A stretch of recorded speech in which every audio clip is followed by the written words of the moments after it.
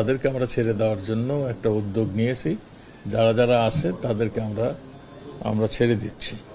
তবে স্পেসিফিক মানে কারোর বিরুদ্ধে যদি, যেমন ওই যাত্রাবাড়িতে মেরে লাশ ঝুলিয়ে রেখেছিল যেই ছেলেটি, এইরকম যদি স্পেসিফিক কেউ নামে এইরকম থাকে, তার বিষয়ে আমাদের আইন অনুযায়ী ব্যবস্থা নেওয়া হবে। বাকি সবগুলোকেই আমরা জামিনে ছেড়ে দিচ্ছে। আমরা দেখেছি, আমরা সব আমার দাবি, কোটা আন্দোলনকারীর সব দাবি আমরা মেনে নিয়েছি। যেগুলি তাদের দাবি ছিল সব দাবি কোর্ট এবং আমাদের থেকে মানা হয়ে গিয়েছে। তারা যা যা পরবর্তী দাবিগুলি করেছিল পুলিশের বিচারের আওতায় আনার, সেও আমরা করেছি। আমার মনে হয় এখন সময় আসছে আমাদের প্রিয় ছাত্র ভাইরে, তারা যেহেতু তাদের আর কোনো দাবি অবশিষ্ট নেই, তারা আন্দোলন থেকে তারা তাদের স্ব ক্ষেত্রে চলে যাবেন, এটাই আমরা আশা করি। আর তারা এখন আমরা যা দেখছি, আন্দোলন যেই জায়গাটিতে গিয়েছে, এইটা তাদের কাম্য কোনোদিনও ছিল না আমরা মনে করি। এখন রাজনৈতিক দলের কাছে, যারা নাকি সবসময় রাষ্ট্রদ্রোহী কাজে সবসময় ব্যস্ত থাকতো, জামাতে ইসলাম এবং আমাদের বিএনপি, আপনারা দেখছেন সবসময় তারা ধ্বংসাত্মক কাজে লিপ্ত ছিল। দেশকে কেমনে একটা বিপর্যয় ঘটাতে পারে, দেশকে একটা অকার্যকর দেশে পরিণত করার জন্য তারা শুরুর থেকেই চেষ্টা করছিল। আজকে তাদেরই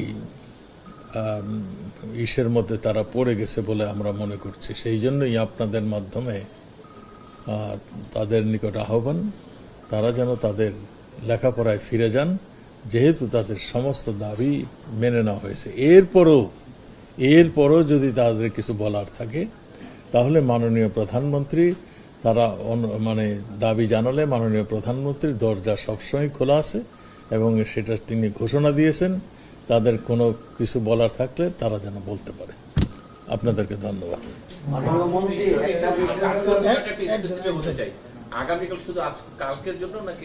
না না, এটা কন্টিনিউ করবে পরবর্তী নির্দেশ না দেওয়া পর্যন্ত।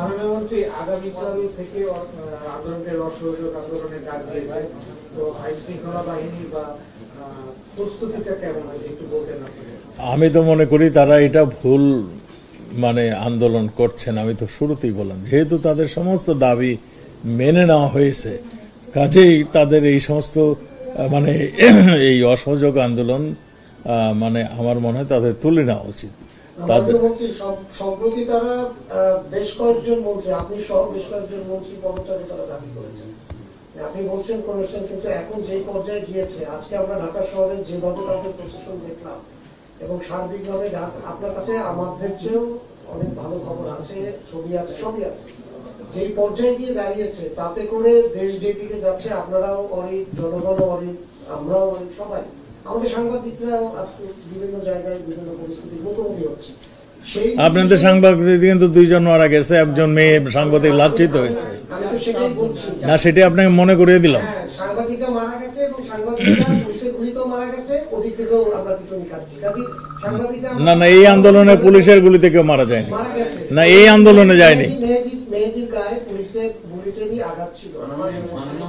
আমি সেই তর্কে যাচ্ছি না, মাননীয় মন্ত্রী, সেটার বিষয় না, কিন্তু যে বিষয়টিতে যেই জায়গায় গিয়ে এখন পরিস্থিতিতে পৌঁছেছে, তাতে করে for the sake of better কোন একটা ভাইব তৈরি করার জন্য হলেও, এই যে অন্যদের কথা তো বলতে পারবো না, আপনি সহ অন্যদের সেই স্যাক্রিফাইসটা করার সময় আছে কিনা, যে মন্ত্রিত্ব থেকে আপনারা সরে দাঁড়াবেন। তো প্রয়োজন হলে যে এইরকম যদি কিছু সিচুয়েশন আসে, মাননীয় প্রধানমন্ত্রী যদি মনে করেন, তো আমরা সবসময় দেশের জন্য কাজ করি, আমরা সেইটা করব যদি প্রধানমন্ত্রী মনে করেন। আপনি বলেন যে এই আন্দোলনে পুলিশের গুলিতে মারা যায়নি, তাহলে কাদের গুলিতে মানুষ মারা গেছে? আপনার জানা উচিত মাননীয় সাংবাদিক, আজকে আমাদের কাছে যে গুলির এইগুলো আমরা পেয়েছি, এগুলি অনেকগুলোই পুলিশের রাইফেলের গুলি নয়, পুলিশ ইউজ করে না এগুলো।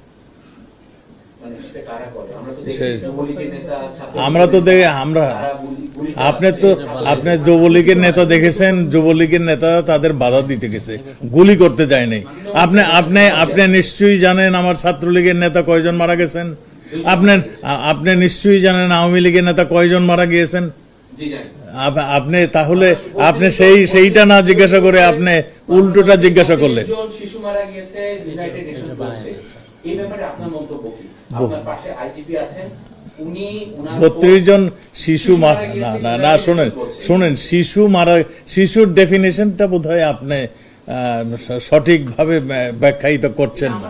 না না না শিশুর মানে একটা সংজ্ঞা আছে, শিশু কাকে বলে। শিশুর 18 বছরের কিশোর বলে, শিশু বলে না। আর 18 বছরে আমার মনে হয় সে যৌবন প্রাপ্ত হয়ে যায়, সে তখন আর কিশোরও থাকে না, সে একটা যুবক আমাদের মতে। কিন্তু এটা একটা মানে যেহেতু একটা বয়সের একটা বার রয়েছে, সেই জন্য তাকে এখন কিশোর বলা হয়। 16 মানে শিশু, কোনো শিশু এখানে মারা যায়নি। শিশু বলতে আমরা যেগুলি বুঝি সেই কোনো শিশু মারা যায়নি এখানে। হয়তো 2-1 কিশোর মারা গিয়েছেন। আপনারা জানেন এই আন্দোলনের সময় ঢাল হিসাবে নিয়ে আসছিল, তাদেরকে ঢাল হিসাবে নিয়ে আসছিল। তারা সামনে ছিল, পিছনে ছিল আসল মানে যাদের এই যে চেহারাটা, তাদের মানে শিশুদের আড়ালে, ওই যে আপনার শিশুদের আড়ালেই তারা ছিল। কাজেই এই পিছনের শক্তিটাই রুখতে এই ঘটনাগুলি ঘটেছে। একটা বিষয় হলো যে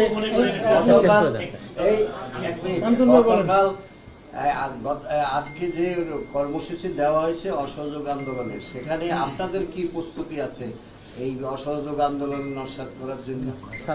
আমরা নস্যাৎ করতে চাই না তো। আন্দোলন যদি দেশের জনগণ আন্দোলনে যুক্ত হবে, সেগুলো আমরা নস্যাৎ করতে চাই না।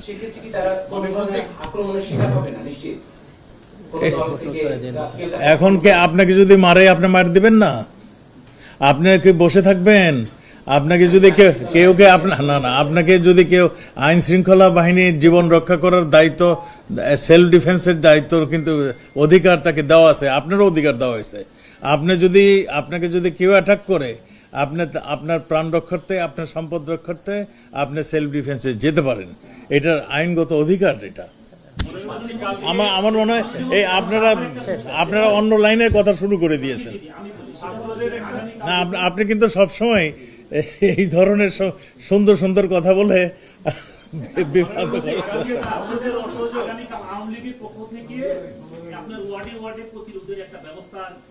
প্রতিরোধ নয়,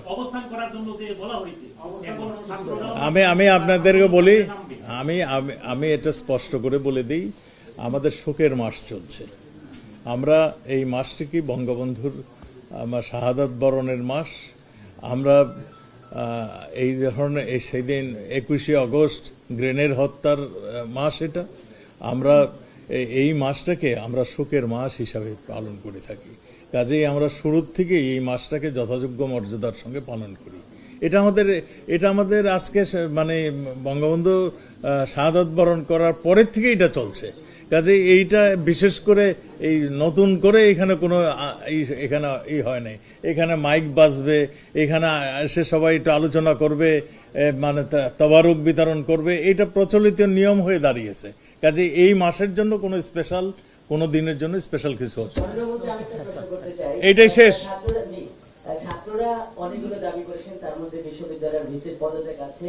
আইন শৃঙ্খলা বাহিনীর আপনারা শুধু রংপুরের 2 জন কর্মকর্তা বা সদস্যকে করেছেন, তারা প্রত্যেকটা জায়গায় যে হত্যাকাণ্ড হয়েছে এভাবে পুলিশদের বা এই কর্মকর্তাদের মানে বরখাস্ত চেয়েছেন।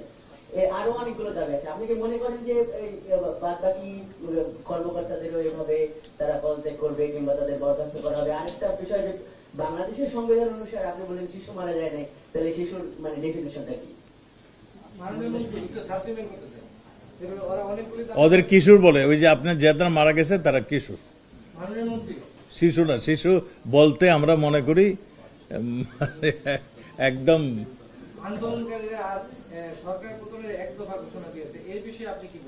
আমি সেই জন্যই তো বলছি যে আন্দোলনকারীরা সেই কোটা আন্দোলনে নেই, ছাত্রদের আন্দোলনে নেই, এখন রাজনৈতিক আন্দোলনে চলে গিয়েছে।